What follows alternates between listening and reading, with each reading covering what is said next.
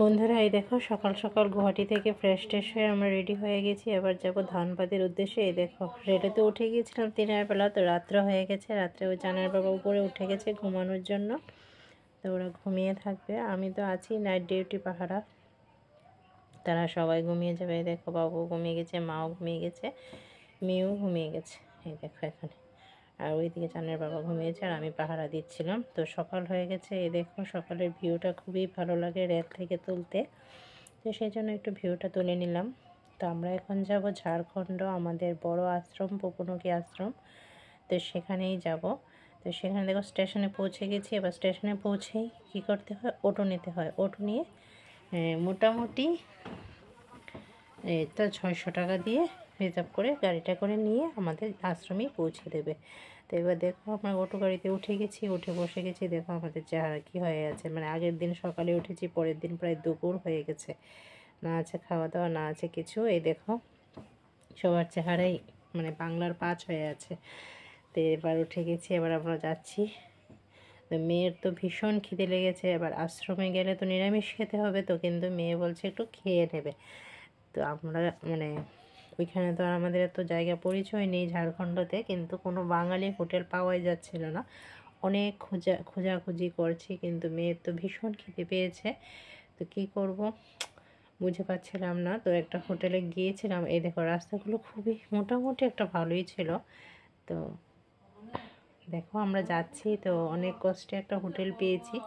তো রান্না ততটা ভালো ছিল না, কিন্তু খেতে তো হবে মেয়ের। কিন্তু আশ্রমে গেলে আমরা কিন্তু প্রসাদ খেতে পারবো জানি, তারপরে কিন্তু মেয়ের সহ্য হচ্ছে না, ছোটো মানুষ কী করব।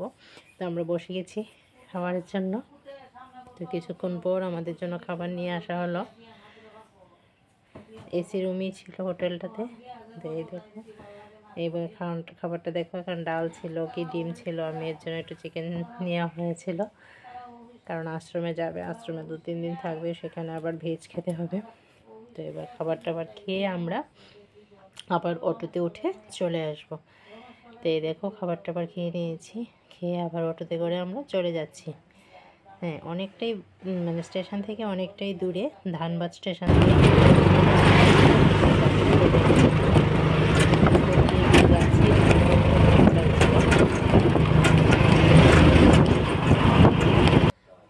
এই দেখো এবার কিন্তু আমরা মোটামুটি আমাদের আশ্রমে মানে প্রায় ঢুকে যাচ্ছি। আশ্রমটা তো অনেক বিরাট বড় জায়গা, একটা ভিতরে গ্রামের দৃশ্য।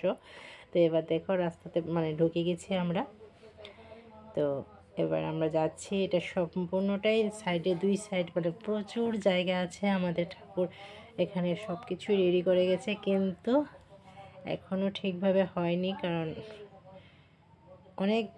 অনেক জায়গায় এখানে রেখে গেছে, অনেক কাজ আমাদের বাকি। এই দেখো এই বাউন্ডারিগুলি কিন্তু আশ্রমেরই। তো অনেক জায়গা আছে এখানে, সবজি বাগান আছে, অনেক পুরনো পুরনো আশ্রম আছে, মানে কি বলবো। যারা এখনও যাওনি অবশ্যই গিয়ে দেখতে পারবে। তো আমরা আশ্রমের প্রায় এসেই পড়েছি, আর কত কিছুটা সময়। তো এখানে দেখো অনেকগুলো গরু ছিল। তো গরুগুলো অটোটাকে দেখে খুব স্পিডে দৌড়াচ্ছিল, তো সেটা কতক্ষণ আমি ভিডিও করে নিলাম। তো এই দেখো এখানে দিয়ে তারা ঢুকে গেছে। এই দেখো দি মাল্টিভার্সিটি লেখাও আছে। তো এখানে দেখো অনেক খেজুর গাছ, মানে কি বলবো, এখানে প্রচুর খেজুরের বাগান আছে, খেজুর গাছে। তো শীতের সময় গেলে অবশ্য রস পাওয়া যায়। এই দেখো আমরা আশ্রমের সোজাসুজি ঢুকে গেছি মেইন রোড দিয়ে। এবার দেখো আশ্রমে পৌঁছেও গেলাম। এই দেখো এটা হলো আমাদের আশ্রম, আশ্রমের বড় গেট। তো আমরা ঢুকে গেলাম আশ্রমে। তো আমাদের কিছুটা নিয়ম থাকে একটা, তো গেট কিপারের সাথে তখন কথাটা তো বলে নিচ্ছি। আর ওইদিকে টানের বাবা আর ওই ড্রাইভার আঙ্কেলটা ব্যাগ ট্যাগ সব কিছু নামিয়ে নিচ্ছে। তো এবার গিয়ে রুম টুম নিয়ে সবাই আমরা এবার মঙ্গলসাগরে নেমে গেলাম স্নান করতে, ফ্রেশ ট্রেশ হয়ে যাবো আমরা এবার। এই দেখো চান জল থেকে যে উঠতেই চাইছিল না এতটা সময় ধরে, মানে কি বলবো।